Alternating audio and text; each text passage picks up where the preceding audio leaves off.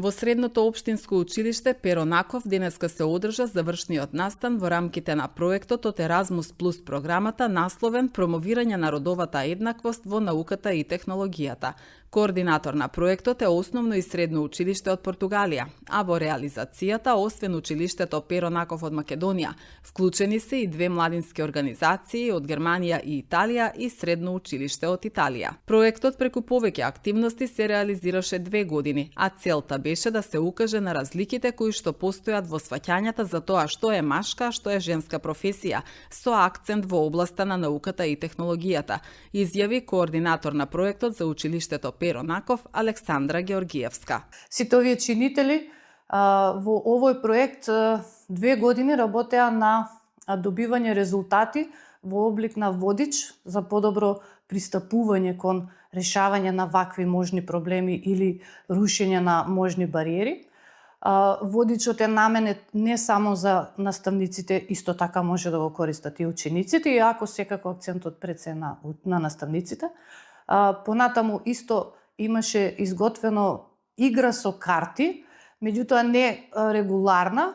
Секако има 52 карти како во секоја обичен шпил карти, меѓутоа картите се со жени низ историјата кои што придонеле на ваков или онаков начин во развој на некоја од науките, природните науки, физика, хемија, астрономија, вселенски истражувања, математика секако и сите кои што може да ви паднат на памет.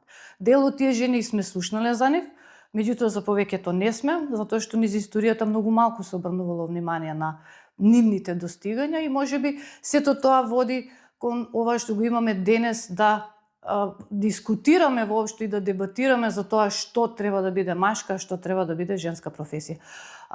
Исправевме истражувања, секоја држава имаше за задача да си направи истражување во рамки на својата земја колку е распространето учеството на жените.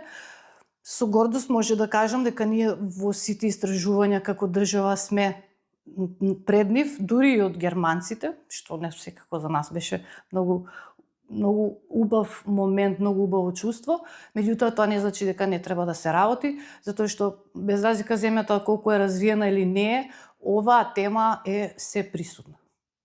Понатаму истава за овие карти, затоа што од една страна е ликот на жената, од друга страна е кратко напишано што таа постигнала, меѓутоа за сите ученици или наставници кои што сакаат повеќе да дознаат, изготвена е дигитална книга со скенирање на QR код, може да пристапат кон многу поопширна нивна биографија, за да не бидеме вржени нели со училница, да може тоа да се прави и надвор од училница, изготвена е платформа на која што сите овие резултати може да се најдат, па дали ќе ги работите дома, онлайн, дали ќе спуштите некој документ или картите или така натаму, останува на избор на оние што тоа ќе го работат. Секако тоа е безвременско, останува за користење, отворена е за сите заинтересирани. Нормално во денешно време не може ништо без видео, така да направивме видео фестивал. 36 кратки анимирани филмови за дел од овие жени, за да може полесно да можеби некои моменти од нивната биографија или од нивното живење да бидат примени од страна на учениците. Секако дури ако станува збор за ученици од пониски одделенија, не е заложително ова дека треба да биде само за ученици од средно училиште. Кажав, проектот траеше 2 години.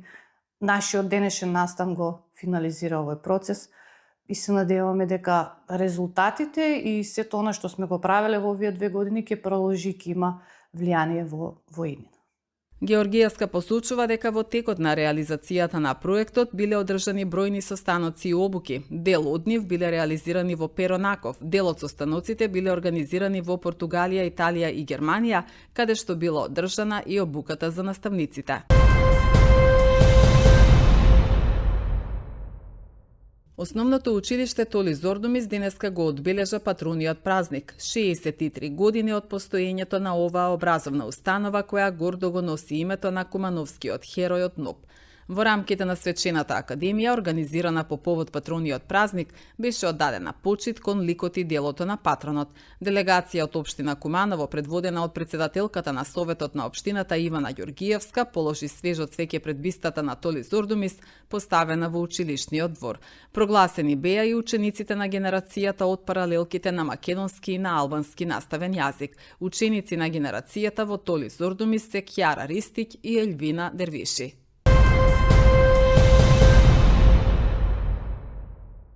Сдруженијето Доверба од Куманово денеска организираше завршна манифестација од проектот Заедно сме посилни, преку врсничка едукација до здравје и ненасилство. Целта на програмата е да се поддржи менталното здравје, да се зајакне психосоцијалната и социоемоционалната стручност кај младите луѓе, како и кај образовниот персонал и да се создаде безбедна, поддржувачка и ненасилна средина во 4 средни училишта во Куманово, вклучени во проектот, кој финансиски е поддржан од екуменска иницијатива Жена Омиш од Хрватска. Проектот не е само збир на активности, туку доказ дека кога младите имаат простор и поддршка, тие создаваат свет во кој сите сакаме да живееме, истакна раководителот на проектот Дивна Јанкова од Сдруженијето Доверба. Имаме вклучено во 3 групи, по 24 ученици во прва, во втора 24 и во последната 18. Да разграничам кои се групите. Првата беше, вие дојдовте за ментално здравје, тие како обучувачки, спремни и своето знаење го пренесоа во своите средини. Обучија над 300 ученици.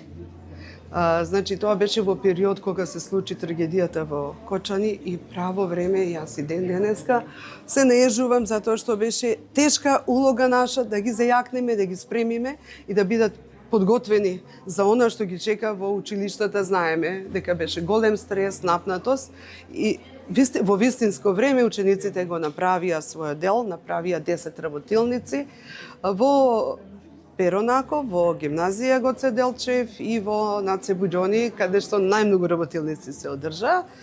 И беа присутни многу деца, многу дебати, многу емотивни теми беа разработени дури до депресија, за секакви можности на анксиозност и за справување со такви состојби. А во Киро Бурнас држаја 2 обуки за ненасилна комуникација и медијација. Целта на проектот е да се поддржи ментално здравје и да се зајакне социоемоционална и психосоцијална компетенција на младите, ама и на родителите и на наставниците, да се создаде една безбедна, инклузивна и ненасилна средина во училиштата. Ние им дадовме можност не само да помагаат на други, да научат собствени модели, тој модел да го пренесат на другите деца, да споделат другите деца, да приметат дека имаат поддршка во своите училишта. Простете ми, ние како едукатори и родители не можеме толку да влијаеме колку може една поддржувачка средина на учениците. 30 години и повеќе имам искуство. Јас можам да кажам компетентно дека само преку деца сум направила најголеми промени. Значи, даде им можност на децата. Обликува им модел кој што они ќе го прифатат ако сакат и понатаму ќе ги пренесат тие промени во своите средини.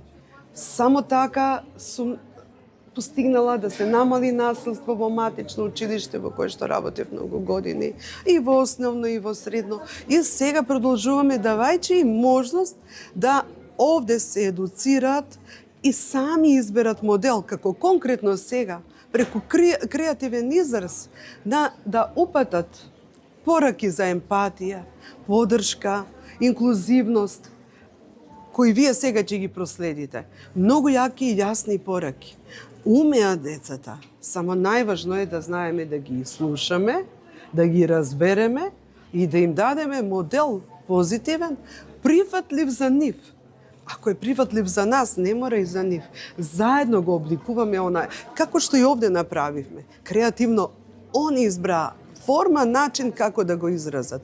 Откако ги предадоа и ги разбраа оние проблематики што ние ги планиравме во рамки на проектот.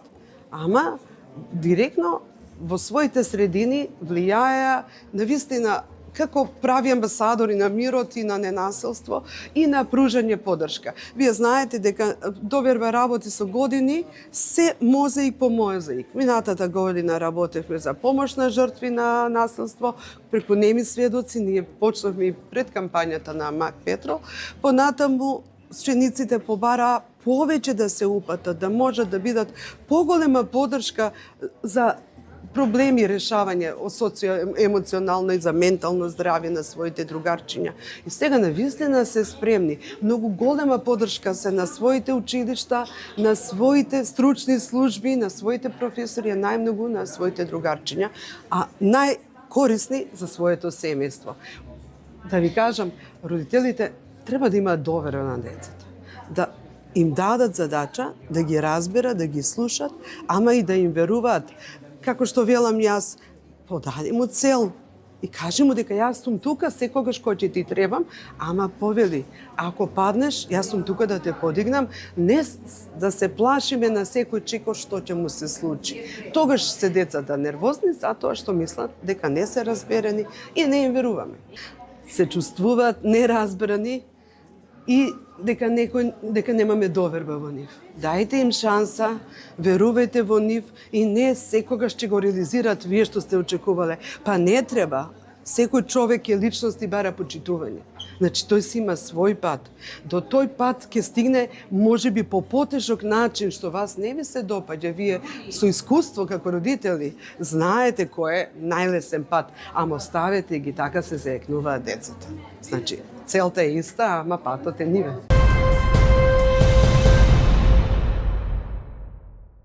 Оперативниот план за вработување за 2025 година, кој изнесува 40 милиони евра, опфаќа над 16.000 граѓани, меѓу нив се и занаетчиите. За кои мерки и за колку средства може да аплицираат занаетчиите, повеќе од изјавата на председателот на Занаетчиската комора Агрон Фазлии. Средствата се покачени за 50%, 10.000 евра за еден што ќе аплицира за мерката, а доколку се спојуват двајца да бидат во тандем, ќе можат да зимат и дури 20.000 евра, односно 1.200.000 против денеска вредност. Така да сите овие средства и занаетчиите кои што се многу заинтересирани ќе можат да ги да учествуваат во овие средства и да ги зимат, затоа што средствата се наменети за микро, малите и средните предпријатија, односно за самовработувањето, каде што и самостојните вршители на дејноста, односно занаетчиите, можат да аплицират. Според сите податоци на Заводот за вработување и во другите конкурси со биле претходните години, дури 70% од средствата се искористени од самите занаетчии, така да ги апелирам до занаетчиите и тие што чекат веќе на оваа мерка да аплицират и имат право да ги земат тие средства.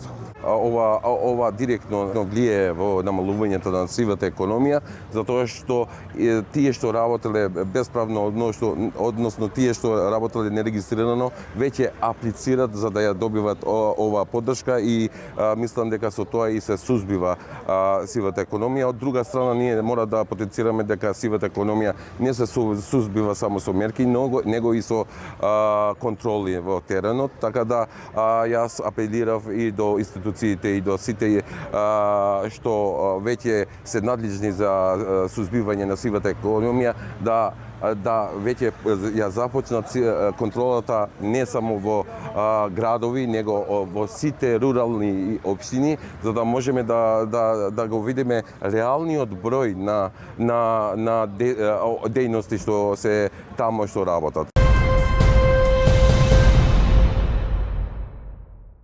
Во организација на боксерскиот клуб Куманово 84, викендов на градскиот плоштад беше одржан меѓународен турнир во бокс. Турнирот се одржува по петти пат во чест на славниот тренер Мирослав Петровиќ, кој во текот на работниот век се посветил на создавање на врвни спортисти боксери, кои ја испишуваа историјата на боксот низ годините.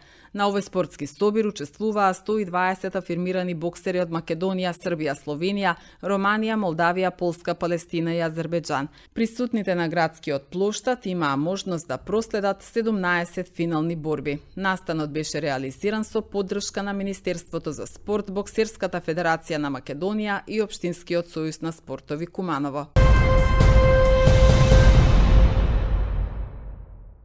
Во деновите од изминатиот викенд, како резултат на редовните сообраќајни контроли што ги реализираат полициските службеници од сите сектори за внатрешни работи на патиштата низ земјава, од вкупно 1077 издадени платни налози, дури 174 прекршоци се однесуваат на возачи кои што учествувале во сообраќајот без возачка дозвола. 65 возачи возеле под дејство на алкохол и се исклучени од сообраќај, додека пак 172 возачи на мотоцикли се санкционирани за неносење на заштитна кацига.